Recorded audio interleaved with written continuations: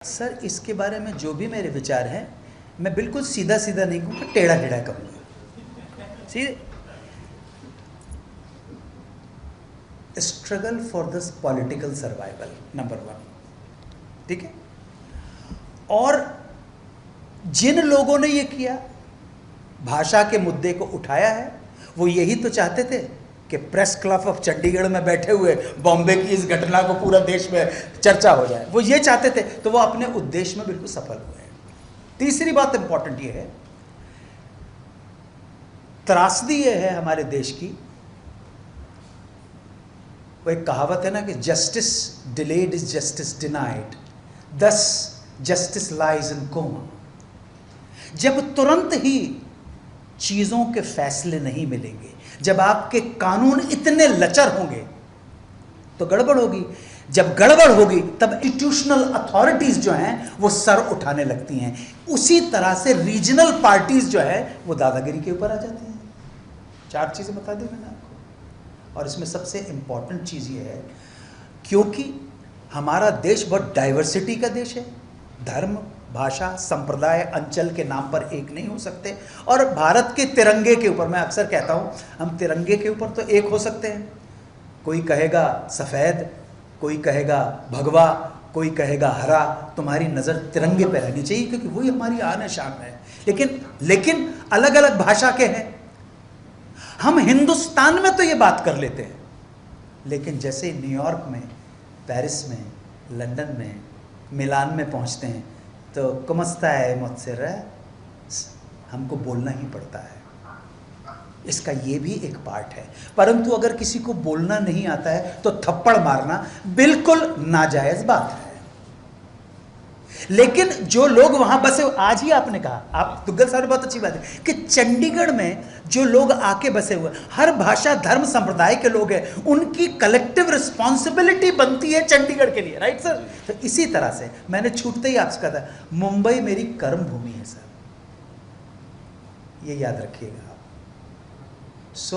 जिन्होंने वायलेंस की है भाषा के नाम पे, वो राज ठाकरे हो, बाल ठाकरे हो, या कोई भी हो, कोई भी व्यक्ति जो कानून तोड़ने की कोशिश करता है, वायलेंस का सहारा लेता है, कॉन्स्टिट्यूशन के खिलाफ जाके गैर कानूनी काम करता है, वो तो उसको कानून को चाहिए कि उसको, अगर लगता है, कानून को लगता है कि दंडनीय अपराध हो, दंड देना चाहिए, बात खत्म होगी। और जिस मकसद को लेके उन्होंने ये किया, उस मकसद में कामयाब हो गए। आज पूरे देश में ये चर्चा का विषय बना हुआ है। This is what they wanted. ये पॉलिटिशियंस को यही तो चाहिए, पॉलिटिशियंस को यही चाहिए कि न्यूज आए, लोग चर्चा करें हमारी।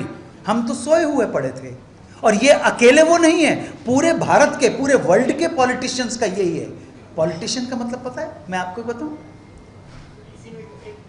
मैं आ रहा हूं, आप मेरी बात समझ रहे हैं ना, कि क्यों इस बात का सीधा उत्तर नहीं दिया जा सकता, क्यों किसी का, हाँ वायलेंस तो गलत है ना भाई, अगर वायलेंस गलत है तो वो दंडनीय अपराध है, गलत है और दंडनीय अपराध है, तो यह कानून का काम है कि जिसने अपराध किया उसको सजा मिलनी चाहिए। Justice delayed is justice denied, and if the justice denied then justice lies in coma, as simple as that. बात खत्म हो। मुझे मारने का तो मुझे तो आप यहाँ पे आसानी से मार सकते हैं, मेरे साथ तो कोई है भी नहीं। पिछले साल उन्होंने मुझे दी थी, मेरी एक फिल्म कंट्रोवर्सी में आ गई थी, हमारे 12, तो महाराष्ट्र सरकार ने मुझे सिक्योरिटी प्रोवाइड कर दी। अभी वो सिक्योरिटी प्रोवाइड कर दी, वो पीछे पीछे मेरे गन लेके, कुठे चला जाए, कुठे जायचं साहेब, तुमचा शेड्यूल काय आहे, कुठे जायचं आहे तुम्हारे, तो तुम मला सांग साहेब। हाँ ठीक है। उसके बाद मैंने कहा यार अभी मुझे नहीं चाहिए। अभी वो मेरी एक फिल्म आई थी हमारे 12, तो उसमें मुस्लिम कम्युनिटी ने, उलेमा ने ऑब्जेक्शन कर दिया था कि अन्नू कपूर को मार डालेंगे। फिर वो सब कह रहे हैं नहीं अन्नू जी ने बिल्कुल सही किया है, और हमारा, उनका जहाँ पसीना गिरेगा वहाँ पे हम खून गिरा देंगे, इस तरह की कुछ बातें। तो मैंने कहा अब तो उन्होंने, जिन्होंने मुकदमा किया था उन्होंने कह दिया ना, अब तो आप हटाइए। लेकिन सर सिक्योरिटी हटाने के लिए भी एप्लीकेशन देनी पड़ती है। तो अब क्या करें, कोई मारेगा तो मारेगा, लेकिन मैं तो मराठी बोलता हूँ ना सर, मैं पंजाबी भी बोलता हूँ। तो वो कलेक्टिव रिस्पॉन्सिबिलिटी वाली बात है। मैं एंडोर्स नहीं कर रहा हूँ, अगर मैं नहीं बोल पाता आपकी भाषा तो आपको मुझे मारने का कोई हक नहीं है, परंतु मुझे चाहिए कि मैं पंजाब में रह के अगर 2 मिठे बोल देवा गमादी रात लम्मी ने न मेरे गीत लम्बे ने, न भैड़ी रात मुकदी ने न मेरे गीत मुकदे ने। क्या बुरा हो जाएगा, अच्छा हो जाएगा। मैं पंजाब में रह के अगर बोला है वाहेगुरु जी दा खालसा तो वाहेगुरु जी दी फतेह, एक ओंकार सतनाम हो, क्या बुरा हो जाएगा। You are living, you are surviving in this यह मिट्टी है, आप मिट्टी आपको रोजी रोटी दे रही है, व्हाट्स रॉन्ग। लेकिन उसके ऊपर ये सरदार जी उठ के मुझे थप्पड़ मार दें तो गलत बात है ना।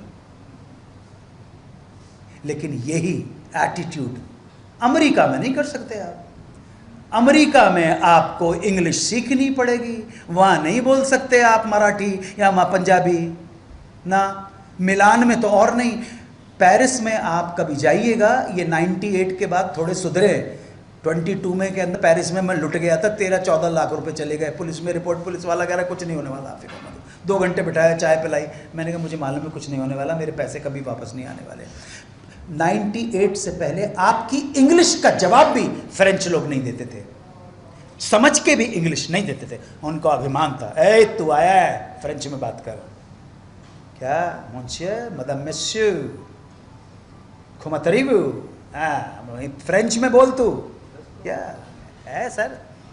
तो मुझे ऐसा लगता है मारने वारने की इस तरह की एक्स्ट्रा कॉन्स्टिट्यूशनल अथॉरिटी वहां मशरूम होंगी जहां लॉ एंड ऑर्डर, न्याय पूरी तरह से इंप्लीमेंट नहीं किया जाएगा। और हमारी अदालतें फैसला सुनाती हैं, इंसाफ कहां करती है यार। किसने आपको बोल दिया हमारी अदालतों में इंसाफ होता है, फैसला सुनाया जाता है।